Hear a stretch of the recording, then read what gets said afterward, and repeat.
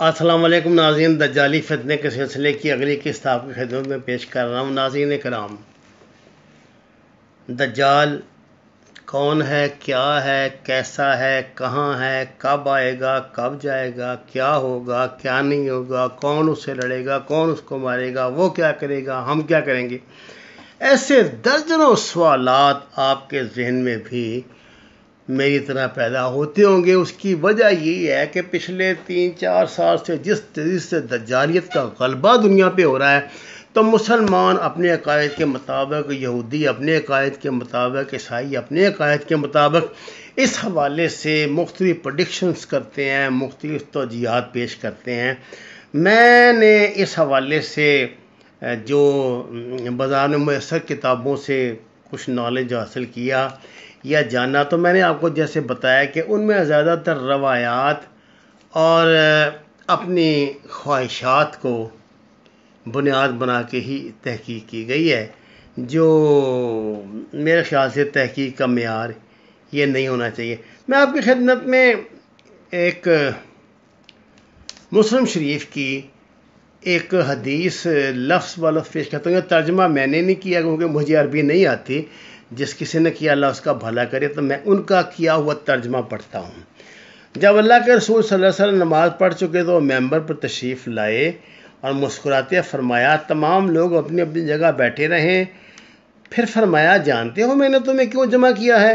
لوگوں نے کہا، اللہ اور اس کا رسول صلی اللہ علیہ وسلم بہتر جانتے ہیں۔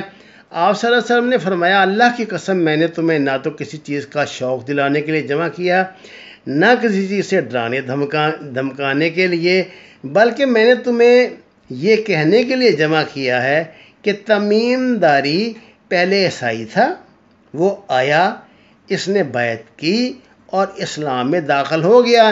اس نے مجھے ایسا واقعہ سنایا جو ان باتوں سے تعلق رکھتا ہے جو میں تمہیں دجال کے بارے میں بتایا کرتا ہوں۔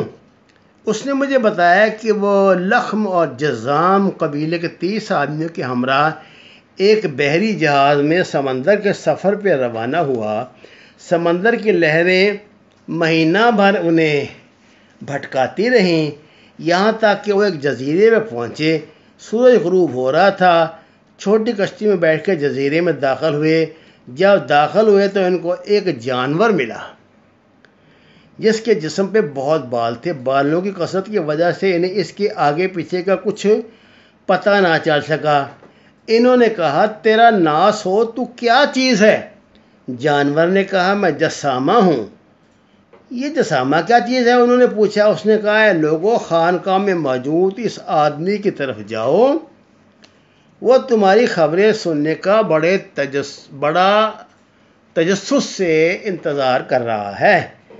بیان کرنے والا بتاتا ہے کہ جب اس نے آدمی کا ہم سے ذکر کیا تو ہمیں خوف لاحق ہوا کہ یہ جانور شیطان نہ ہو۔ پھر تیزی سے چلے خانقاہ میں داخل ہوئے۔ وہاں ہم نے بھاری بھرکم قد کاٹ کا ایک بندہ دیکھا جس کے گھٹنوں سے ٹخنوں تک بند ایک لوہے کی موٹی زنجیر تھی اور اس کے ہاتھ اس کی گردن کے ساتھ بندھے تھے۔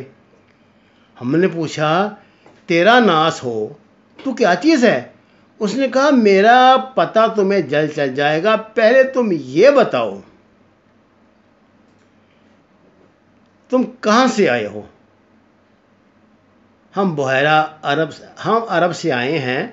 ہم جہاز میں سوار ہوئے، سمندر میں طوفان آیا، مہینہ بھر لہریں ہمیں دھکیلتی رہیں، یہاں تک کہ اس جزیرے کے کنارے لے آئیں۔ ہم کشتی میں بیٹھ کر جزیرے میں داخل ہوئے، یہاں ہمیں ایک جانور ملا۔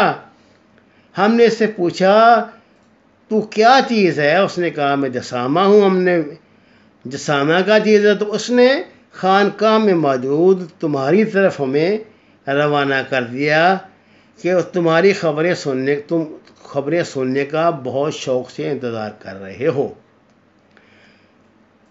اس نے کہا، مجھے بیسان کے نخلستان کا حال بتاؤ۔ ہم نے کہا، اس تو کیا پوچھنا چاہتا ہے؟ اس نے کہا، میں جاننا چاہتا ہوں کہ اس میں درختوں پہ پھل آتے ہیں یا نہیں؟ ہم نے کہا، ہاں۔ اس نے کہا، مجھے تبریا کی جھیل کے بارے میں بتاؤ، کیا اس میں پانی ہے؟ ہم نے کہا ہاں اس میں بہت پانی ہے۔ بولا اس کا پانی بہت جلد ختم ہو جائے گا۔ پھر وہ گویا ہوا مجھے غور کے چشمہ کے بارے میں بتاؤ۔ ہم نے پوچھا کون سی بات معلوم کرنا چاہتے ہو؟ زنجیر میں جکڑے بندے نے کہا کیا چشمے میں پانی ہے اور لوگ اس پانی سے کھیتوں کو سیراب کرتے ہیں؟ ہم نے کہا اس میں بہت پانی ہے اور شہر کے رہنے والے اسے کھیتوں کی آبیاری کرتے ہیں۔ پھر اس نے پوچھا نبی کریم صلی اللہ علیہ وسلم کے بارے میں بتاؤ، اس نے کیا کیا ہے؟ ہم نے بتایا کہ وہ مکہ سے نکل کر یثرب میں آ گئے ہیں۔ اس نے پوچھا کیا عربوں نے اس کے ساتھ جنگ کی؟ ہم نے کہا ہاں۔ اس نے پوچھا اس نے ان کے ساتھ کیا کیا؟ ہم نے بتایا کہ وہ ارد گرد کے عربوں پہ غالب آ چکے ہیں، انہوں نے ان کی اطاعت قبول کر لی ہے۔ اس پر اس نے کہا کیا واقعی ایسا ہو چکا ہے؟ ہم نے کہا ہاں۔ اس پر اس نے کہا ان کے لیے یہی بہتر ہے کہ وہ اس کی اطاعت قبول کر لیں۔ اب میں تمہیں اپنے بارے میں بتاتا ہوں، میں دجال ہوں، مجھے عن قریب خروج کی اجازت مل جائے گی۔ یہ صحیح مسلم شریف ہے جی، 6708 اس کا نمبر ہے، اور یہ روایت جو لکھی ہے انہوں نے یہ فاطمہ بنت قیس رضی اللہ تعالی عنہ کے حوالے سے لکھی ہے۔ اچھا ناظرین کرام، اس حدیث میں نا اگر وہ دجال ہی تھا جو آپ صلی اللہ علیہ وسلم نے جو واقعہ یہ حدیث بیان کی، اور دجال نے ان لوگوں سے جو یہ نوعرب تھے اسلام میں، پہلے وہ عیسائی تھے، 3 سوال کیے تھے نا، جو ان 3 سوالات کے حوالے سے تھوڑی سی تفصیل۔ پہلا سوال اس نے کیا تھا بسیان کا باغ۔ یہ بسیان جو ہے نا جی، یہ 1924 میں آپ یہ سمجھیے کہ یہ ایک فلسطین میں ایک جگہ کا نام ہے۔ اچھا زیادہ تر جو دجال کے حوالے سے جگہیں ہوتی ہیں نا جی، مقامات، وہ عموماً موجودہ اسرائیل اور قدیم فلسطین میں ہی واقع ہیں۔ یہ بڑا عجیب اس لیے اس جگہ کی میرے نزدیک تو بہت اہمیت ہے۔ سیدنا عمر فاروق نے اس کو فتح کیا تھا، اور 1924 میں خلافت عثمانیہ کے سقوط کے بعد جب یہ اس کی سازش سے، انگریزوں کے سازش سے جو شریف مکہ کو انہوں نے بیوقوف بنا کے کی تھی، خلافت عثمانیہ کا سقوط ہوا، حصے بکھرے ہوئے، تو یہ جو بسیان تھا نا، یہ اردن کا حصہ بن گیا، جو باغ تھا 1948 تک یہ اردن کا حصہ رہا، اور مئی 1948 میں اسرائیل نے بسیان سمیت ارد گرد کے علاقے پہ قبضہ کر لیا۔ اب یہ اسرائیل کے قبضے میں ہے، اور لیکن کہتے ہیں کہ اب یہاں پھل پیدا نہیں ہوتا۔ مشہور مورخ و سیاح علامہ یاقوت حموی اپنی مشہور کتاب معجم البلدان میں فرماتے ہیں، میں کئی مرتبہ بسیان گیا ہوں لیکن مجھے وہاں صرف 2 پرانے کھجوروں کے باغ نظر آئے۔ ان سے معلوم ہوا کہ یہاں کے باغ پہلے پھل دیتے تھے، اب نہیں دیتے۔ 626 ہجری تک جو علامہ حموی کی تاریخ وفات ہے، ان درختوں نے پھل دینا بند کر دیا تھا۔ یہ دجال کی اس بات کی تصدیق ہوگی کہ جناب وہ زمانہ قریب ہے جب ان درختوں پر پھل نہیں آئیں گے، کیونکہ وہ تو بہت پرانے زمانے کی بات کر رہا ہے نا۔ اس کے بعد اس نے تبریہ کے پانی کا پوچھا تھا۔ یہ بحیرہ تبریہ جو ہے نا جی، یہ بھی اسرائیل کے شمال مشرق میں اردن کے ساحل کے قریب واقع ہے۔ کہیں مجھے ایسا لگتا ہے کہ یہ ڈیڈ سی نہ ہو، کیونکہ میں نے ڈیڈ سی دیکھا ہوا ہے۔ میں اردن سے نا ایک خصوصی تعلق کے حوالے سے اسرائیل کے کچھ حصے کا مجھے موقع ملا، وہ وہاں ٹورسٹوں کو جانے کی اجازت ہے، تو میں نے وہ تھوڑا سا دیکھا ہے۔ اچھا ناظرین کرام، اس کی جو لمبائی ہے وہ 23 کلومیٹر ہے، چوڑائی 13 کلومیٹر ہے، اور گہرائی 157 فٹ ہے۔ اس کا کل رقبہ جو ہے نا 166 مربع کلومیٹر ہے۔ اسرائیلی حکومت خلیج عقبہ سے پانی کی پائپ لائنوں کے ذریعے یہاں پانی پہنچاتی ہے، لیکن بحیرہ تبریہ کا پانی میٹھا اور سمندر کا کڑوا ہے، اس لیے انہوں نے یہاں بڑے بڑے پلانٹ لگا کر اس کو میٹھا کیا ہے۔ تیسرا تھا زغر کا چشمہ۔ زغر کے چشمے کے بارے میں آپ سے عرض کر دوں کہ زغر جو ہے، زغر یہ حضرت لوط علیہ السلام کی صاحبزادی کا نام ہے۔ آپ کی 2 صاحبزادیاں تھیں، ربا اور زغر۔ اچھا، بڑی صاحبزادی کو انتقال کے بعد جس جگہ دفنایا گیا وہاں قریبی ایک چشمہ تھا جس کا نام عین ربا پڑ گیا۔ عربی میں چشمے کو ایسن کہتے ہیں۔ چھوٹی صاحبزادی کے انتقال پر انہیں بھی ایک چشمے کے قریب دفن کیا گیا، اس کا نام عین زغر یعنی زغر کا چشمہ پڑ گیا۔ اسرائیل ہی میں بحیرہ مردار، جس کا میں نے ذکر ڈیڈ سی کے مشرق میں ہے، دجال کی تفتیش اور تجسس کے عین مطابق یہ تیسری جگہ بھی اسرائیل میں ہے، اور اس کا پانی پوری طرح خشک ہوتے ہی اسے خروج کی اجازت مل جائے گی۔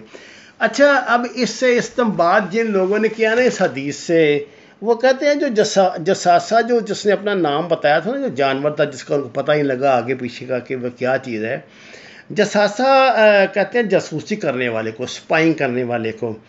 تو اس سے ایسا معلوم ہوتا ہے کہ یہ جو ہے دجال جو ہے نا، یہ مطلب جاسوسی میں بڑی استخبارات میں جو اس کی بڑی دلچسپی ہے، اور یہ اپنا مضبوط ترین انٹیلیجنس سسٹم پہ یہ سروائیو کر رہا ہے، اور اسی سسٹم کی جو بہت جدید ترین شکل ہے جس کو ہم ڈیٹا بیس انفارمیشنز کہتے ہیں، اس پہ یہ رلائی کرے گا۔ اس کے ان معلومات کے حصول کے ذریعے پھر یہ اپنے اپنے حق میں استعمال کر کے یہ ان آگے پھر اپنا راج پاٹ جو کچھ ہے اس کو چلائے گا۔ اب آپ کو اس بات کا پتہ ہے کہ روئے زمین پہ جو اس وقت انسان آباد ہے نا صاحب، ان میں سے غائب تعداد ہوا ہے جن کے ایڈریس، انگلیوں کے نشانات، تصویریں، ان کے ڈی این اے، ان کے پتہ نہیں کیا کیا کچھ جو ہے نا، یہ کہیں نہ کہیں محفوظ ہے۔ مثلا پاکستان میں نادرا کا سسٹم ہے، نادرا نے میرا خیال 90% پاکستانیوں، 80% پاکستانیوں کو تو شناختی کارڈ ہوں گے ہی نا، 80% پاکستانیوں کے متعلق بیسک انفارمیشن نادرا کے پاس جمع ہے، اور یہ ساری کی ساری جو نادرا کے پاس جمع ہے دراصل یہ پینٹاگون کے پاس بھی جمع ہے، جس کے ذریعے پھر وہ اپنی حکمت عملیاں ترتیب دیتے ہیں۔ اس حوالے سے کچھ 2-4 فلمیں بھی بڑی مشہور ہوئی ہیں کہ یہ ڈیٹا کو پھر کس طرح استعمال کرتے ہیں۔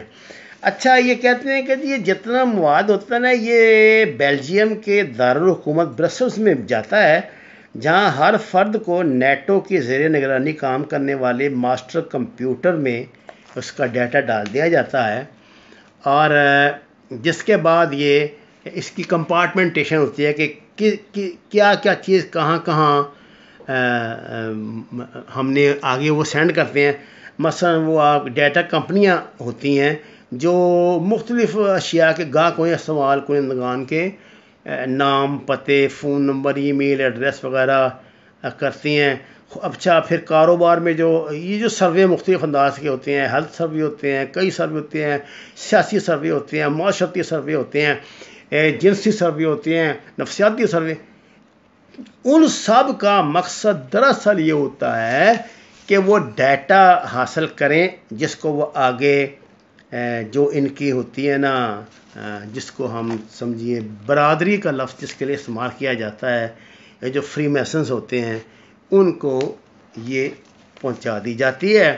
پاکستان میں جتنی ریسرچ غیر ملکی لوگ آ کے کرتے ہیں نا ہمارے نارتھ کے علاقے کے متعلق، اتنی روئے زمین میں کسی چیز پہ ریسرچ نہیں، خاص طور سے لاہور کی اور اسلام آباد کی 1-2 یونیورسٹیاں ان کا خاص نشانہ ہے، اور یہ سمجھیے کہ وہ CIA کے ذیلی ہیڈ کوارٹر بھی ہیں، جہاں یہ آ کے کوئی ٹورسٹ بن کے چڑھ جاتا ہے K2 کے اوپر، کوئی کچھ، اور لاکھوں کروڑوں تصویریں اور وہاں کی اور معلومات، ذرے ذرے کی معلومات وہ جمع کرتے ہیں اور ان کو پھر ایک جگہ منتقل کر دیتے ہیں۔ ناظرین کرام، ڈیٹا جمع کرنے کے تو سینکڑوں طریقے آپ کے علم میں ہوں گے۔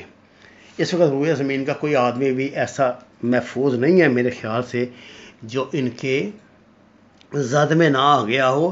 اس کی مثال نہ میں دیا کرتا ہوں، یہ جو ہمارا ہے نا گوگل ارتھ، آپ چیچوں کی ملیاں کی کسی محلے میں پھر رہے ہو نا، تو آپ نے تیسرے محلے میں جانا ہو، ممکن ہے کہ وہاں 100 سال سے رہنے والا بندہ آپ کو اس کی نشاندہی نہ کر سکے، گوگل ارتھ آپ کو اس کی نشاندہی کر دیتا ہے۔